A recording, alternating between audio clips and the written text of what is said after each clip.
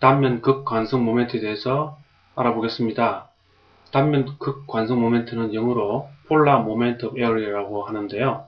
폴라라는 것이 이제 폴이라는 게 이제 극이라는 뜻이죠. 그래서 하나의 예를 들어보면 어떤 A라는 단면적이 있고, 그 다음에 어떤 OXY라는 이런 좌표축이 있을 때, DA가 이 원점 O에서 얼만큼 떨어지는지를 가지고, 그것을, 즉 O점을 중심으로 하는 이게 이제 극점이 됩니다. O를 극으로 하는, DA의 관성 모멘트를 구하라. 그것이 바로, 극관성 모멘트가 되겠습니다. 그래서 O를 중심으로 떨어진 거리를 따지기 때문에, 우리가 이것을 R이라고 하면, X축으로는 Y만큼 떨어져 있고, 그리고 Y축으로는 X만큼 떨어져 있다고 봤을 때, 우리의 피타고라 정리에 의해서, R제곱은 X제곱 플러스 Y제곱이 되는 걸 우리가 알 수가 있죠. 그래서 단면의 극관성 모멘트의 정의는 IP라고 이렇게 P를 붙여서 폴라를 의미를 나타내고요. 정의는 인테그럴 A에 극점으로부터 떨어진 거리인 R의 제곱, 그리고 미소 면적 DA를 곱해주는 이런 방식으로 계산이 됩니다. 근데 조금 전에 말씀드렸지만 R제곱은 X제곱 플러스 Y제곱이므로 대입을 하면 결국 이것 더하기 X 이렇게 되죠. 이걸 이제 대입을 이렇게 하면 나눠지는데 이게 바로 IY고요. 이것이 바로 IX입니다. 따라서 IP라는 것, 즉 극관성 모멘트라는 것은 IX에다가 IY를 덧셈을 해주면 되겠습니다. 따라서 이제 원이나 정사각형 같은 경우에는 IX와 IY가 같은 값이거든요. 따라서 IP는 IX 또는 IY의 2배가 되는 것을 우리가 알 수가 있죠. 예를 들면 원 같은 경우는 IX, IY가 둘 다 64분의 파이 D 4승이죠. 따라서 IP는 그것의 2배인 32분의 파이 D 4승이 되는 걸 알 수가 있고요. 그리고 한 변의 길이가 A인 정사각형 같은 경우에 IX, IY는 12분의 BH 3승인데 B하고 H가 같은 값이기 때문에 12분의 H 4승이 되죠. 따라서 IP는 그것의 2배인 6분의 A 4승이 되는 것을 우리가 알 수가 있습니다. 이런 극관성 모멘트도 마찬가지로 축 이동했을 때 평행축 정리를 우리가 쓸 수가 있습니다. 평행축 정리는 축이 이동을 해서 새로운 축에서 값을 구해라고 하면 무조건 성립이 되는 방식이고요. 그리고 이 방식에서 꼭 이제 명심해야 될 것이 이동거리의 제곱 곱하기 면적이 이제 덧셈으로 더 더해진다는 거죠. 그래서 이동거리 제곱이니까 양으로 이동을 하든 음으로 이동하든 간에 무조건 양수가 되죠. 이것은 제곱이니까. 그래서 곱하기 면적 이렇게 되는 것을 알 수 있습니다.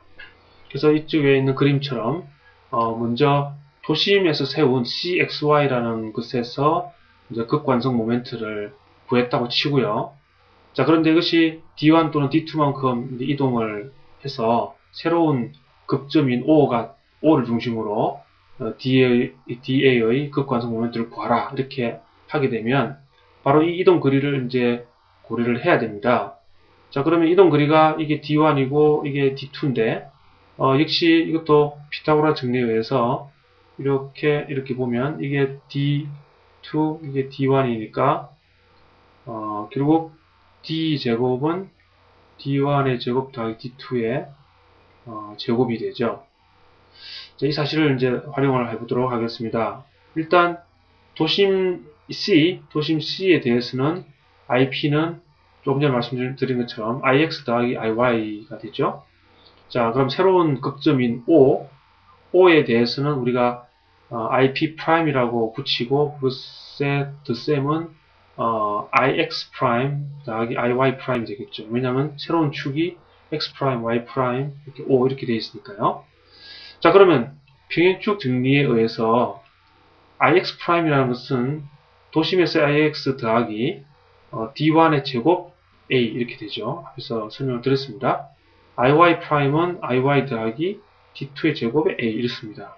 따라서 이 두 개를 더한다는 것은 이걸 다 더한다는 것이 되고 다 더하면 이게 ix, iy로 정리가 되고 이쪽은 d1의 제곱, d2의 제곱 더해서 a를 하게 되죠.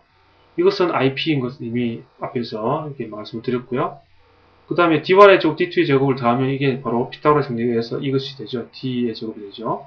따라서 새로운 극점인 O에 대한 IP 프라임은 IP, 도심에서의 IP 더하기 실제 이동 거리, 이동 거리는 이 거리죠. 극점까지 거리, 이동, 그것의 제곱 곱하기 면적 이렇게 되는 것입니다. 이때 D는 도심 C와 원점 O 간의 직선 거리가 되겠습니다. 단면 관성 상승 모멘트는 이렇게 정의가 됩니다. 이것은 영어로 product moment area라고 그러는데요. IXY라고 이제 부릅니다. 이것은 뭐 지금까지 했던 것처럼 A가 있고 DA가 있고 XY만큼 떨어진 곳에 잡축이 있고요. 그럴 때 단면 관성 상승 모멘트라는 것은 즉 IXY라는 것은 인테그럴 A에 x 곱하기 y의 d에 이렇게 정의가 됩니다. 우리가 앞에 단면 2차 모멘트는 뭐 x의 제곱, 그 다음에 뭐 폴라 극관성 모멘트는 r의 제곱, 뭐 이렇게 했는데 관성 상승 모멘트는 x와 y를 곱한 것이 되겠습니다. 그런데 이제 이 값은 특징이 도형의 대칭축이 있으면 그 대칭축 상에 대해서는 이 값은 무조건 0이 나옵니다. ixy는 0이 나옵니다. 그래서 어떤 도형이 있을 때 그 도형에 우리가 ix도 구할 수 있고 iy도 구할 수 있고 또 ixy도 구할 수 있고 다 할 수 있지 않습니까? ip도 구할 수 있고 그런데 ixy가 0이 되는 즉 ixy가 0이 되는 어떤 그런 축을 하나 설정할 수가 있는데요. 즉 축의 위치가 바뀌거나 또는 회전이 되면 이 값들은 계속 바뀝니다. 바뀌는데 어떤 특정한 방향으로 축이 딱 이렇게 섰을 때 이 마침 IXY가 0이 되는 그런 지점이 생길 때가 있습니다. 그렇게 될 때 그 순간을 우리가 이 축을 뭐라고 부르냐면 주축이라고 부릅니다. Principal Axis라고 부릅니다. 즉 주축이라고 하면 어떤 의미냐면 도심을 지나면서 IXY인 관성상승 모멘트가 0이 되는 그러한 축을 우리가 주축이라고 이렇게 부릅니다. 나중에 그 부분을 사용을 하는 방법에 대해서 말씀을 드리겠습니다. 그리고 관성상승 모멘트도 역시 병행축 정리가 적용이 됩니다. 도심을 중심으로 한 CXY가 있고 거기서 AB만큼 떨어진 곳에 새로운 OX', Y'이라는 축이 있을 때 새로운 축에 대한 단면 관성상승 모멘트 IX', Y'은 X에다가 A만큼 더 갔으니까 X 플러스 A 그리고 Y 플러스 B 이렇게 하고 D에 하면 되죠. 이것을 전개를 하면 4개 항이 나오고 예, 이렇게 나옵니다. 그런데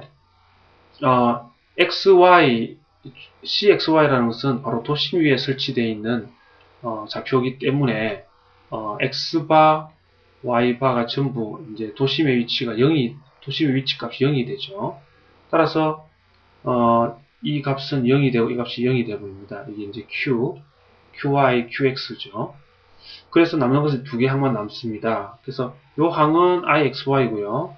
자, 이 항은 AB 면적에다가 AB 떨어진 거리죠. 추가로 떨어진 거리 A와 B 거기다가 이 면적 A 이렇게 곱해주는 것이죠. 전체적으로 원리는 이제 비슷한 모양으로 나타납니다.